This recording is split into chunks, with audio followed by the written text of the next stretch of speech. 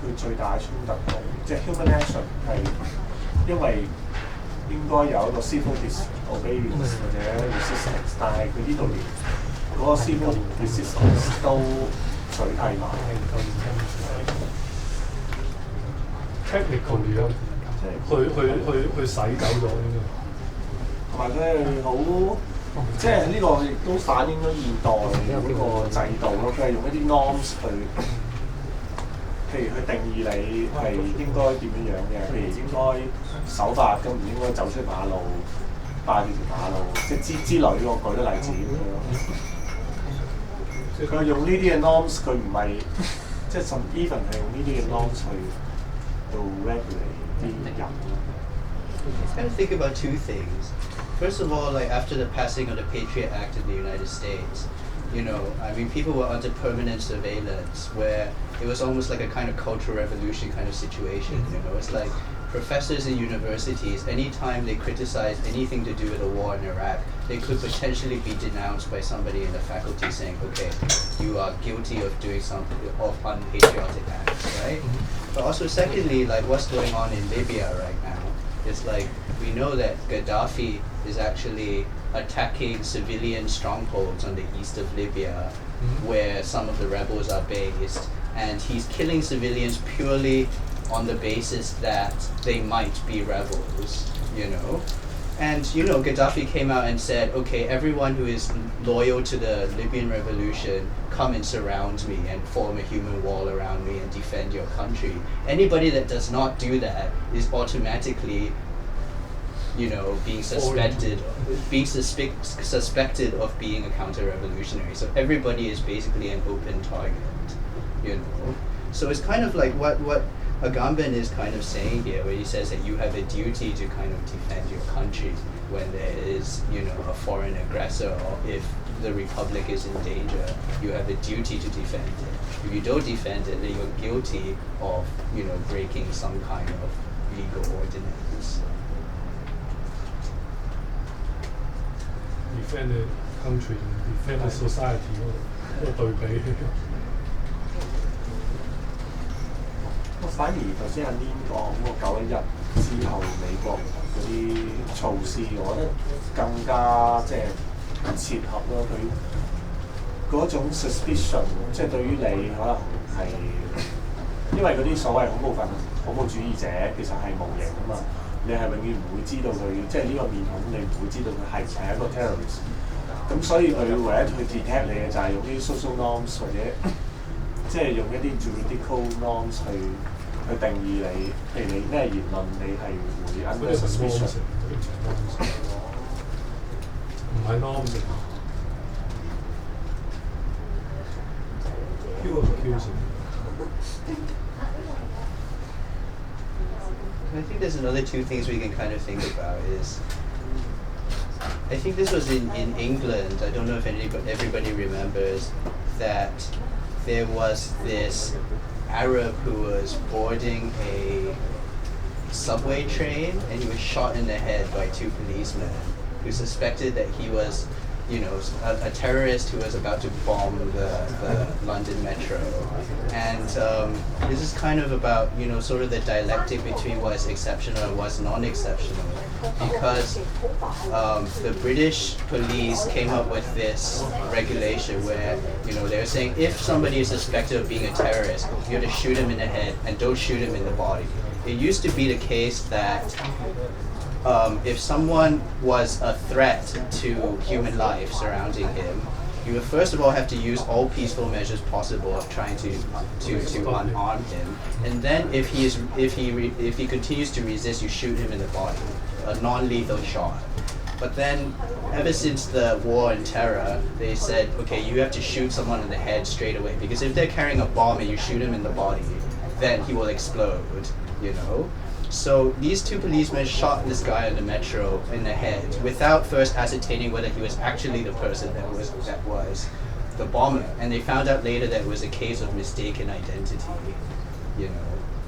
And then there's also the kind of situation in Afghanistan right now where, you know, US forces crash into people's family dinners or their weddings or regular social gatherings and drag people away, beat them up and kill them because they're suspected of being terrorists. So it's like the state of exception like kind of penetrating into everyday life. It's like somebody goes on the subway or somebody attends his friend's wedding or something like that.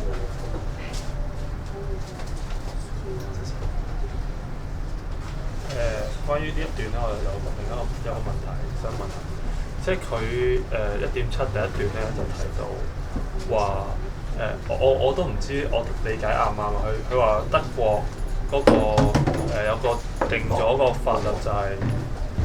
即係有個 right of resistance 啊嘛，即係一個公民有個責任去反抗，如果佢嗰、法律，我唔係法律，我唔即係。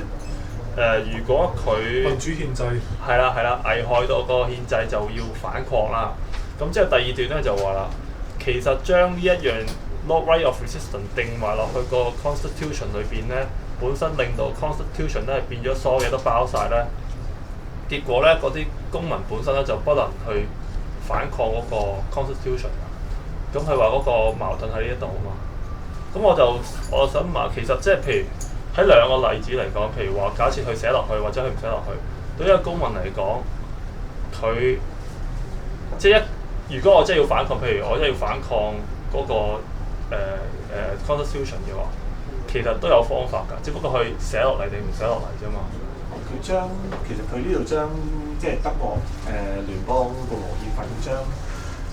嗰個公民行動權納入埋一個憲法嗰個範圍裏邊，即係其實阿甘本嘅意思真係咁樣樣。都正如好似佢所講嘅 homosexuality 裏邊都講，就係話將一啲 subject 去 include 入去 law 嘅範圍之下。咁所以佢呢度即係佢要 regulate 埋你哋嗰個 rights to resistance 係啦。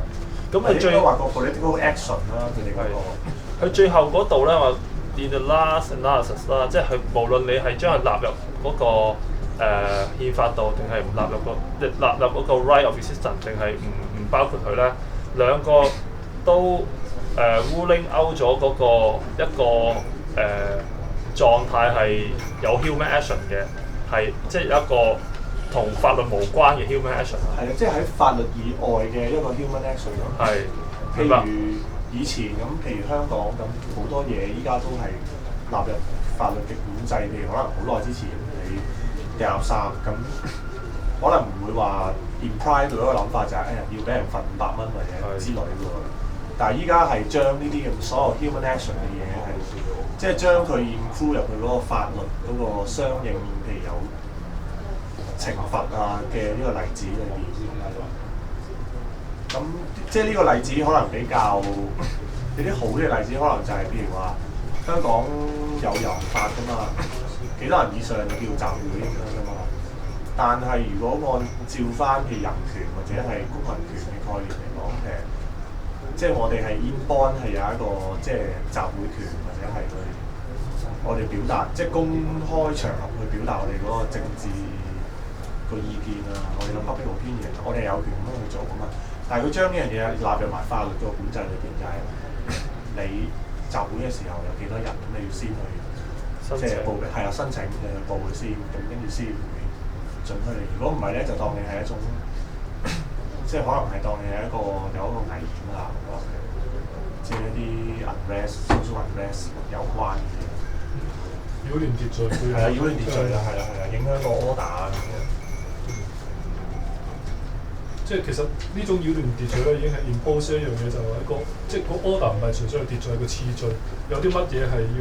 係優先，有啲乜嘢係後。即係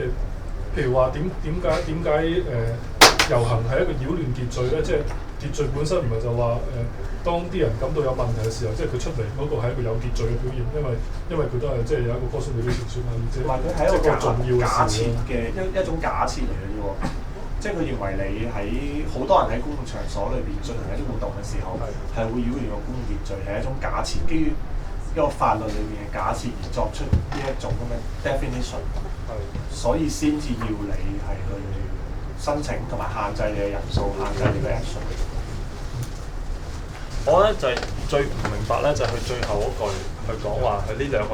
兩個 position 咧，都係 exclude， 即係令到咧冇一啲 human action 咧係可以唔link with law 嘅，即係所有嘅 human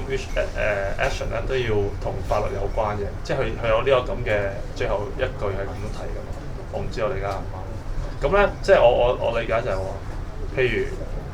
我寫咗個